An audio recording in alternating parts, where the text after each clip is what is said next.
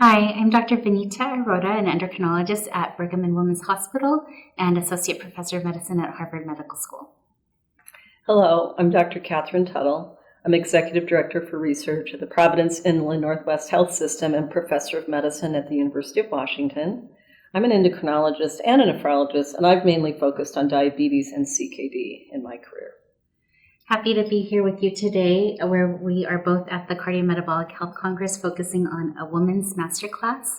Let's just go ahead and start.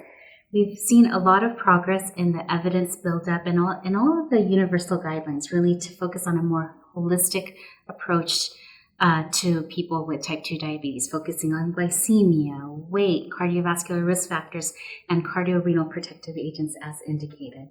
But how are we doing in women? Well, the evidence shows us that, at least from the standpoint of chronic kidney disease, women are less likely to get guideline-directed medical therapy. And this includes not only newer agents like SGLT2 inhibitors, but also agents we've had for many years like ACE inhibitors and angiotensin receptor blockers. And it's really quite a significant disparity because they're about half as likely as men to receive these agents. And it's shocking because it's not like women are that different. I mean, if you look at some of the post-hoc analyses, the efficacy is the same. They still benefit from these agents, from the cardiorenal protection. I'll share with you, we did an analysis in the GRADE trial, which is a large randomized prospective study looking at addition of second-line agent for the treatment of type 2 diabetes. And we looked at just baseline cardiovascular risk factor management in this cohort by gender. And sure enough, found not only that the likelihood of being on a statin was lower, but the likelihood of having an LDL even less than 100 was lower.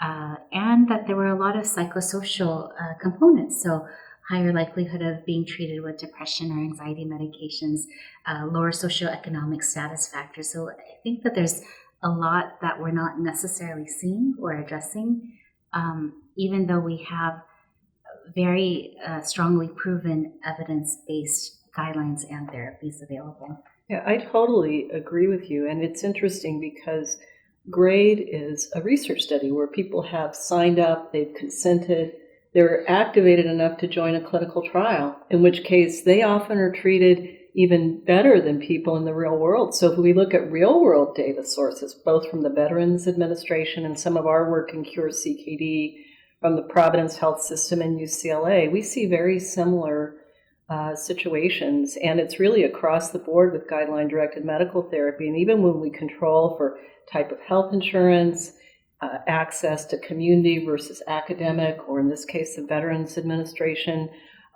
we still see the same disparities. So there's really a blind spot. There's something that we're not seeing that's systematic in the way that we're delivering care. And you're exactly right from the standpoint, in this case, of the biology and the treatments. We don't see that there should be a difference by gender. So that's not an excuse for undertreating people who happen to be women.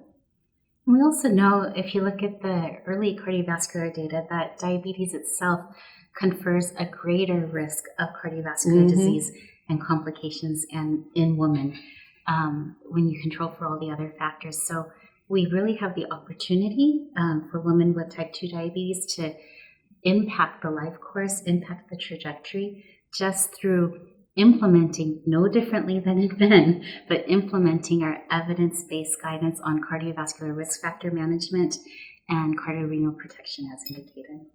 I agree, and I think this is an area where we do need more research. Why don't women sign up for clinical trials at the same rates that men do?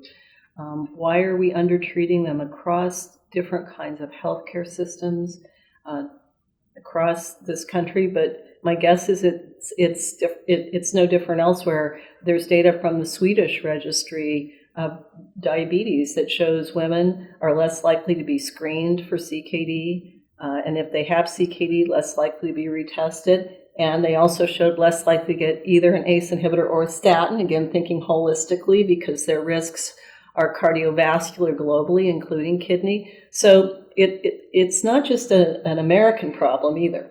It really is a problem worldwide, and I think it's something that certainly needs more attention. Well, such a pleasure to sit here with you, and hopefully we can see a difference in the coming years. Well, the first way to solve a problem is to recognize it, and then we can go forward and be creative about finding ways to bring forth new solutions.